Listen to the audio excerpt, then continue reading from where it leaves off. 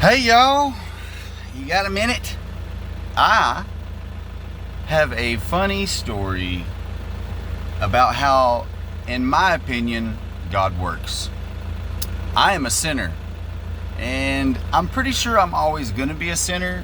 I'm a dirty little sinner, but I'm working on it.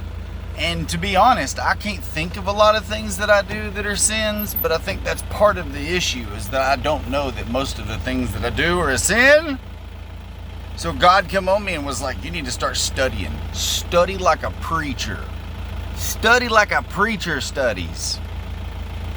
I don't know how a preacher studies. I can't even look that up online without a course that costs money. I'm trying to find God the freeway. Not on the freeway. But in this process, I have tried to improve my communication with God, because in one of my beginning videos on the subject of God, he sounds like me in my head, but he's smarter, he's more articulate, he remembers things better, and he can use his words to prove a point better. So, unfortunately, I think that the devil has the ability to pick up on that frequency and try to attack in the same areas, in the same waves. Like if God was like, you, my child, are doing well, I think the devil's going to slide in there and be like, you're not doing so well, Heidi. You know? But here's the funny story. I was wrestling with myself rather than to say I was talking to God, because I feel like I was talking to the devil. And that's the devil inside, the humanity in me, the sin that is within. I would like to be rich just like everybody else, right? So in my head, I was like, how can I get like $144 million? And is it okay to be like, Lord, will you give me $144 million? I don't think that's okay, but I think that you can say, God, would you please give me the ability to earn an income that I can be proud of, right? Well, inside this, the little voice in my head is like, well, you just can't expect it to just fall in your lap, can you? And normally you can't. And I don't gamble. I don't play the lottery. Every now and then I might scratch a lottery ticket twice a year, or I might buy a Powerball, and usually, oddly enough, I'll win about $15 on the Powerball. But I was wrestling with myself, and God, I think, was just watching this wrestling match between me and the devil and myself. And in my head, now I know the devil was like, buy a lottery ticket. That's how you'll get rich. So when I heard this come through the radio waves in my head, it was like, well, that don't sound right. So I talked to my wife about it, and I was like, look, I don't know what to do. And I have a very supportive wife throughout this whole journey, and she's like, well, get a lottery ticket, look, whatever, like, you have to learn how to do this. You have to learn how to communicate with God better, so buy a lottery ticket. It's $4. God gave me the money earlier that day in tips. He gave me money to get a lottery ticket, and that's why this struggle was happening. So the very last thing that I'd done, I forgot at every gas station I went to the whole day, I forgot. And then the very last, right before I get home, took the wife and one of my kids up to the mountains, ride around a little bit, and then on the way back in, stopped and got some food with the tips that God gave me that day.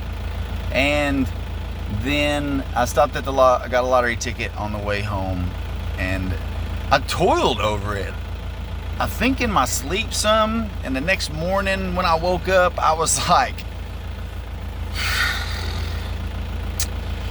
man, I wonder what this... But I'm the kind of guy that will let the anticipation build up till I get to the store and ask them to tell me what the ticket is, a winner or loser, instead of just looking up what the Powerball ticket numbers were from the night before. So I go to the store and it's a loser. Right? Before this, on the way to the store, God asked me This is clearly God's voice asking me, what would you do with the money? And how much do you want? So my first answer in my head with the question was, what would I do with the money? Is I don't know. I don't know what I would do with $144 million. That's a turkey sandwich. But I said, it'd be cool if I got lunch, because it would be somewhat of a clear sign. If I take this $4 and I win, the day that this happened was Tuesday. So I eat lunch on Tuesday for about $10.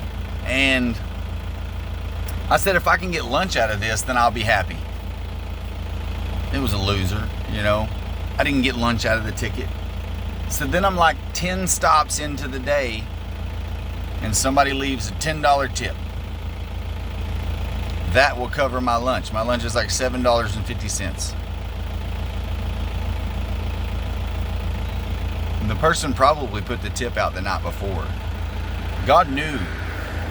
God watched me struggle with this and allowed me to wrestle around like, was it Jacob that wrestled with himself in the hip and don't eat it, and then he still gave me the lunch money. He preemptively, he knew what I was gonna do. And then he still sat on that person's shoulders telling them, today's the day, maybe you want to tip the garbage man. And abundantly so, he gave me more money than I needed for my lunch. I still got like $2. It's enough for a drink. So it's like, in this sense, God is a child proving a point and laughing with me. Because I laughed. And God is like, you really think I want you to gamble? I'm always going to be a sinner. But I need and want to learn how to communicate with God better. Hopefully you guys get something from this. God bless you.